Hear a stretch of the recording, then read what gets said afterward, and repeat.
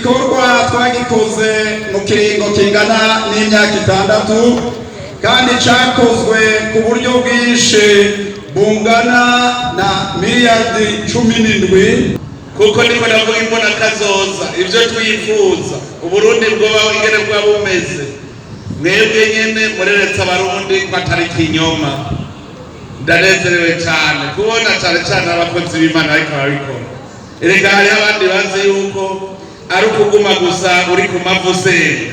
Twavuye muri mwebwe hanyuma twikorera uwo mutwaro wo kubarongora, ntabyo twoshobora twenyene.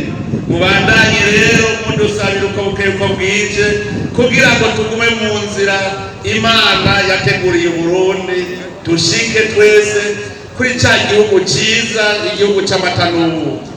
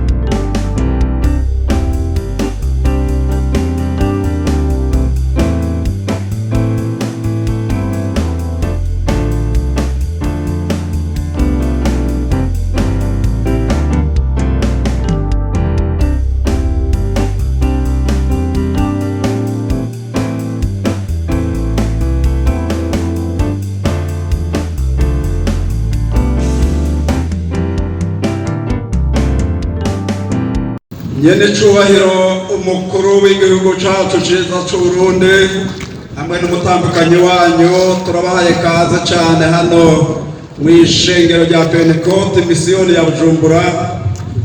Turamutse dutewe iteka na nyanicubahiro kuza kutwugururira ibikorwa vyakozwe n'ishengero. Twagomba kuvuga mu ncamake icatumye dukora ibi bikorwa. Twaronka abamisiyoneri n'abandi bashitsi bacu tukaja gusengera aho tubakirira, maze mu nyuma turaja inama n'abakozi b'Imana n'ishengero tubona ko ari vyiza kurondera inyubakwa nziza y'uburaro yokwakira abakozi b'Imana hamwe n'ingenzi zoba zitugendeye canke zigendeye igihugu cacu ciza c'Uburundi. Nyenicubahiro Perezida wa Repubulika, twagomba ngo abantu bose babikoze muje kubashimira kuko iki kintu cose cakozwe n'amahera twegeranije mu banyeshengero atamfashanyo n'imwe ivuye mu mahanga. N'abanyeshengero b'ishengero rya Pentecote ry'i Bujumbura babikoze kuva hasi kugeza hejuru. Iki gikorwa twagikoze mu kiringo kingana n'imyaka 6 kandi cakozwe ku buryo bwinshi bungana na miliyardi 17 begeranije mu myaka itari mike tuja turabika bike bike. Tumaze kumva rero n'intumbero mufise yo guteza imbere igihugu, turabona ko twokovya kugira ngo natwe mudutere iteka muze kutwugururira iyi ngoro. Iyi ngoro rero yitwa uburaro twarayise izina Ebenezer Palace. Iri zina Ebenezer riva muri Bibiliya. Twaciye mu byago byinshi no mu bukene bwinshi ngaha, ariko muri iki gihe turabona ko Imana yatugendeye ikadutabara. Ebenezer rivuga ngo kugeza n'ubu Uhoraho aradutabaye.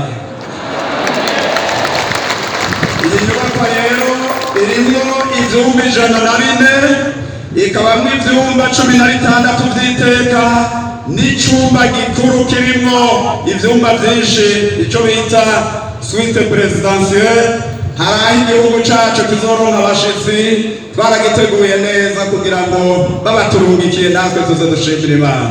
Tukaba dusubiye kubashimira ko mwaduteye iteka. Nimugire amahoro nyenicubahiro Perezida wa Repubulika.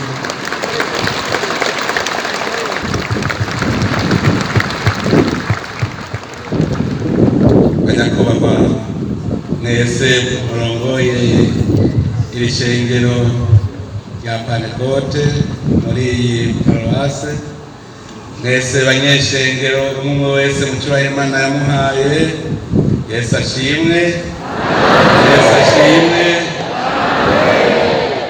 N'akanyamuneza kadasanzwe kubona Imana yadushoboje tugashika kuri uyu munsi mwiza.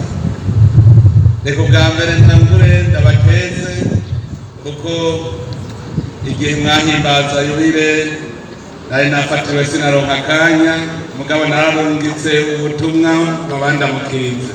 None nanje konje ndabakeje cyane, Imana igume ibongera imigisha.